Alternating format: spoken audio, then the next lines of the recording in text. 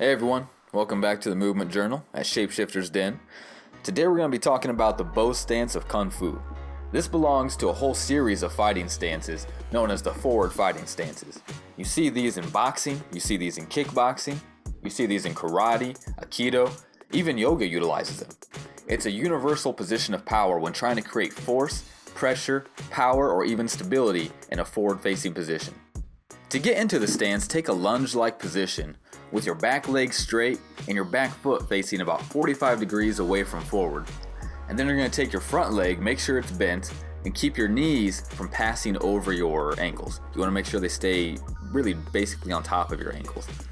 Now you're going to take your hips and make sure they're facing forward and your shoulders are facing forward. I'd probably start off with your hands on your hips. Make sure your spine is aligned very straight above your hips. And if you do this right, you're really going to feel rooted to the ground. You can even take your big toe on your back foot and use it to help you grip the ground. This way you're utilizing your entire body to make yourself feel stable and powerful in this position. Now this will take a little bit of getting used to because you're really going to be opening up your hips if you've never done this. You're really going to feel uncomfortable for a little bit until it's trained. Now, but the power in this is when you start to really become comfortable in this deep position, because then you can start doing some really neat things with your body and your movements. You can even see where this position has been co-opted by yoga, and it's even called the warrior position. And you can see how both of these are variations of this exact same forward-facing martial arts movement.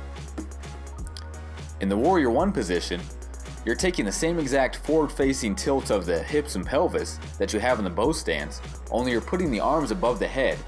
And you're trying to teach yourself to organize your upper body, which includes your spine, your shoulders, and your arms, above your center of gravity, directly above the center of gravity that you create with this stance.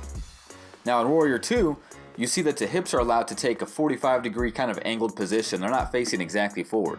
And then you try to organize the upper body above that with the arms hanging out. It requires a new sense of balance.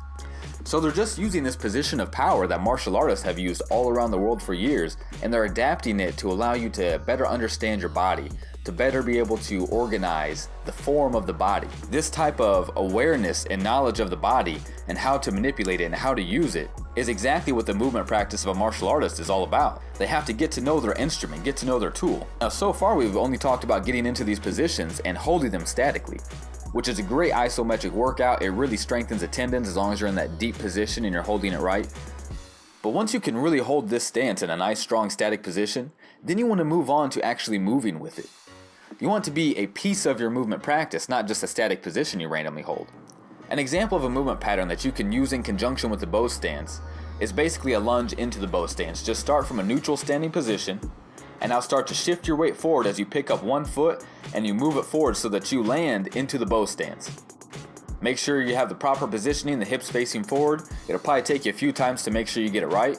But once you get this, try it again, only this time take that forward momentum you get from lunging forward and go ahead and throw a punch off of it. Allow a punch to just flow off of the momentum you create from that forward movement, and then land solidly in your bow stance as you make contact. You gain the power of the momentum and you gain the strength of the stance when you're making the contact.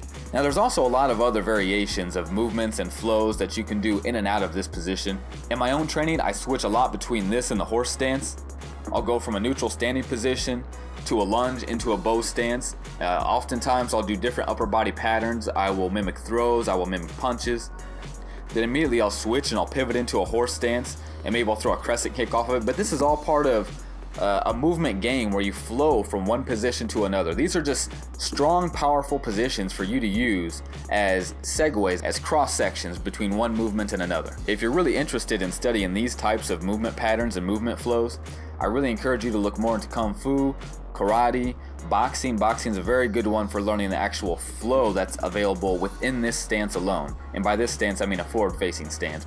Well, that's it for today. If you guys have any questions or comments, be sure to leave them below. If you guys want to see more, be sure and subscribe. And as always, keep moving, everyone.